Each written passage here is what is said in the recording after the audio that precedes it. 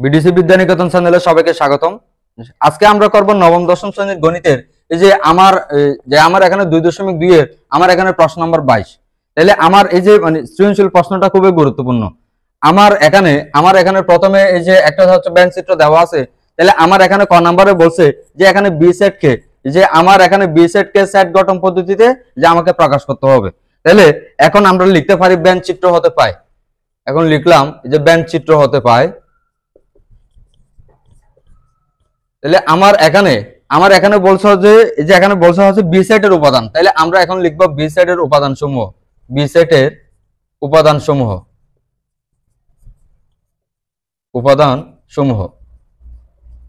তাহলে এই যে আমার এখানে হচ্ছে বি সেট, এই যে এখানে একটা বি সেটের একটা ব্যাংক চিত্র দেওয়া আছে। এখানে আছে 2 3 5 7। তাহলে এখানে লিখলাম 2 3 5 7। এগুলো হচ্ছে আমাদের বি সেটের উপাদান। এবার এই যে আমার এখানে হচ্ছে বি সেটের যে উপাদানের মধ্যে তাহলে মৌলিক সংখ্যা এই যে আমার এখানে হচ্ছে 2 হতে যে আমার এখানে 7 এর মধ্যে কি আছে যে আমার এখানে মৌলিক সংখ্যাগুলো হচ্ছে অবস্থিত। তাহলে আমরা কথাটা লিখতে পারি মৌলিক সংখ্যা এবং 2 থেকে 7 এর মধ্যে অবস্থিত। মৌলিক সংখ্যা এবং 2 হতে 7 এর মধ্যে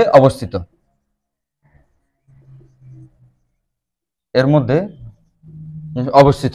এখন তাহলে আমার এখানে বলছে যে আমরা যেহেতু এই যে পাইছি তাহলে বি সমান, তাহলে এখানে বলতে পারি বি সমান সেট আমরা কত পাইছিলাম 2 3 7। এখন আমাকে এই যে এখন এটাকে সেট গঠন তাহলে পদ্ধতি আকারে এটা আমাদেরকে প্রকাশ করতে হবে। তাহলে আমরা লিখতে পারি x1 মৌলিক সংখ্যা সমান। তাহলে যে এটা লিখতে পারি x এরপরে তাহলে আমার এখানে কত আছে যে x, তাহলে মৌলিক সংখ্যা এবং x, তাহলে মৌলিক সংখ্যা এবং তাহলে এই যে আমার এখানে বলছে এই যে এখানে 2 হতে কিসের মধ্যে 7 এর মধ্যে অবস্থিত। তাহলে এখন লিখতে পারি 2 দেন x। তাহলে এই যে এখানে কত হয়েছে 7। এটা আমাদের ক নম্বরের উত্তর।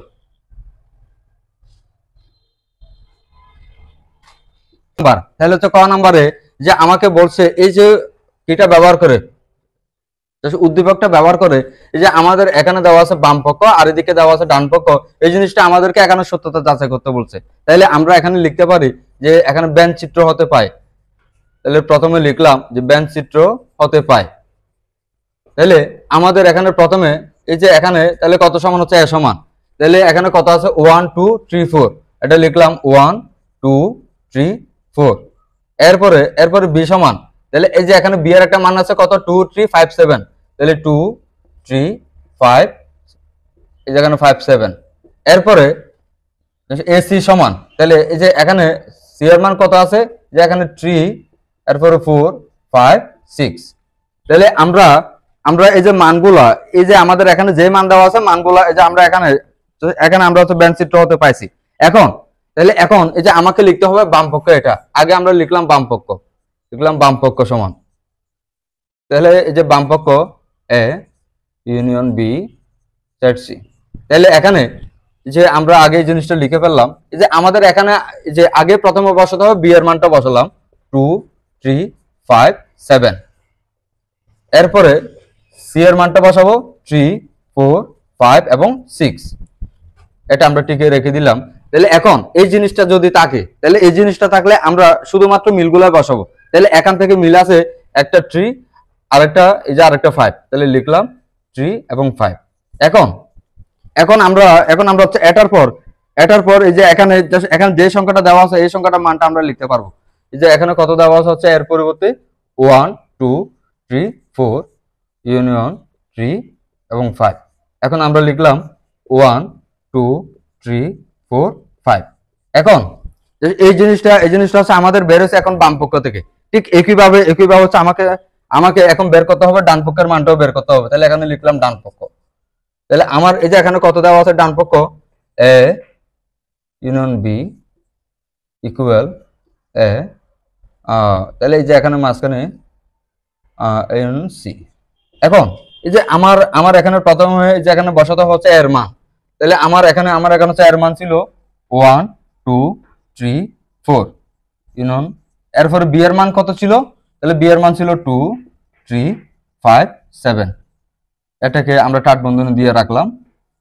এরপরে এই যে আমার এখানে হচ্ছে এর মান কত ছিল 1 2 3 4, এরপরে ইউনিয়ন, এরপরে এই যে আমার এখানে দেওয়া আছে এই যে একটা সি এর মান, তাহলে এই সি এর মানটা বসাতে হবে 3 4 5 এবং 6। এখন তাহলে এই দুটাকে আমরা এই যে এখানে টাট বন্ধনী দিয়ে রাখলাম। এখন এই জিনিসটা থাকা মানে যে আমাদের মিল সবগুলো বসবে, তাহলে কত হয় 1 2 3 4 5 এবং 7। এরপরে তাহলে এগুলোর মধ্যে কি কি মিল আছে 1 2 3 4 5 6। এখন আমাদের যদি এই যে মানে সংখ্যা এটা যদি থাকে, তাহলে এই যে এটা থাকলে শুধু মিলগুলো বসাতে হবে।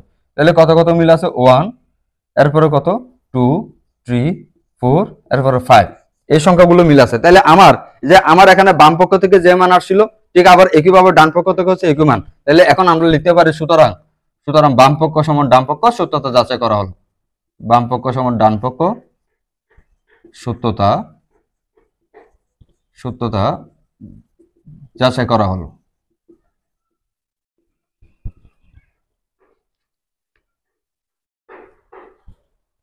এখন আমরা করবো তো প্রশ্ন নাম্বার গ। তাহলে আমার এই যে এখানে তো প্রশ্ন নাম্বার গ করতে গেলে আগে আমরা লিখলাম ব্যান্ড চিত্র হতে পায়। প্রথমে লিখলাম এই যে ব্যান্ড চিত্র হতে পায়, যে আমার এখানে ব্যান্ড চিত্র হতে পায়। তাহলে আমার এখানে তো প্রত্যেকটা মান লিখতে হবে প্রথমে ইউ। তাহলে এই যে কত আছে 1 2 3 4 5 6 7 এবং 8। আচ্ছা, এটা আমাদের কিছু মানটা লিখলাম। এরপরে দেওয়া আছে এ। তাহলে এই যে আমার এখন হচ্ছে এর মান কত ছিল 1 2 3 4। এরপরে বি এর মান যে কত আছে 2 3 5 7। এরপরে সি এর মান তাহলে কত আছে 3 4 তাহলে 5 6। তাহলে আমরা এখন মানগুলো যে আমরা এখন লিখে ফেললাম। তাহলে আগে আমাদের এখানে যেহেতু এই জিনিসটার মান বের করতে হবে, তাহলে এখন আমরা লিখে ফেলি এখন বি ইউনিয়ন সি। তাহলে এখন এই যে আমার এখানে বি এর মানটা বসালাম 2 3 5 7 ইউনিয়ন, এরপরে সি এর মান 3 4 5 6। এখন এই জিনিসটা থাকলে তাহলে এই যে আমার এখানে মিল মানে সবগুলো চলে আসবে। তাহলে কত হয় 2 3 4 5 6 7। এটা আমরা এই যে মানটা লিখলাম। এরপরে এই যে আমাকে এখন এই জিনিসটা বের করতে হবে। তাহলে এই জিনিসটা বের করতে গেলে আমরা এখন লিখে ফেলি তাহলে বি ইউনিয়ন সি উপরে ইনভার্স। আচ্ছা, এখন এই জিনিসটা দেওয়া আছে। তাহলে এই জিনিসটা থাকলে এটাকে আমরা কিভাবে ভেঙে লিখি ইউনিয়ন বাদ বি ইউনিয়ন সি। এখন এইভাবে লিখলাম। তাহলে এই যে আমার এখানে প্রথমে এই যে এখানে কত দেওয়া আছে ইউ। তাহলে এই যে আমার এখন ইউর একটা মান আছে, কত হয় 1 2 3 4 5 6 7 8। এরপরে চিহ্নটা দিলাম। তাহলে এই যে আমাদের এই সংখ্যাটার একটা মান বের করছে। এখানে কত আছে 2 3 4 5 6 7। এখন যদি আমাদের এই সংখ্যাটা অথবা এই জিনিসটা যদি থাকে, তাহলে এই যে এখন আমাদের মিলগুলো বাদ যাবে। তাহলে আমার যদি এই যে এখানে 2 থেকে যে এখানে কত পর্যন্ত 7 পর্যন্ত মিল আছে, তাহলে আমরা এই সংখ্যাটা বাদ দিলে আর এখানে থাকে 1 এবং 8। এখন আমাকে বের করতে হবে তাহলে কিসের মান, যে এস সমান, তাহলে এখানে কত ছিল বি সি ইন্টু এ। তাহলে এই যে এখন এই জিনিসটার তো পুরো একটা মান আমরা বের করছি। এটা ছিল কত 1 8 ইন্টু এরপরে দেওয়া আছে এ। তাহলে এই যে আমার এখানে হচ্ছে এর একটা মান আছে কত 1 2 3 4। এখন যে মাঝখানে এই ধরনের যদি হচ্ছে ইন্টু বা এই ধরনের গুণ চিহ্ন থাকলে এগুলো আমরা কিভাবে করি, যে একবার 1 এর সাথে 1 বসালাম, 1 এর সাথে 1, 1 এর সাথে 2, 1 এর সাথে 3, 1 এর সাথে 4। ঠিক একইভাবে এই যে একবার কিসের সাথে, এটার সাথে 1, এটার সাথে 2, এটার সাথে 3 এবং এটার সাথে 4।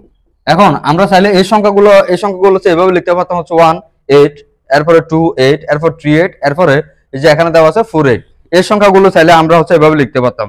এখন আমরা যেহেতু এস অন্যের এই যে ক্রমজোড়গুলোর প্রথম উপাদান সংখ্যা পাইছি, তাহলে এই যে আমার এখানে হচ্ছে ডুম এস সমান হচ্ছে 1 8।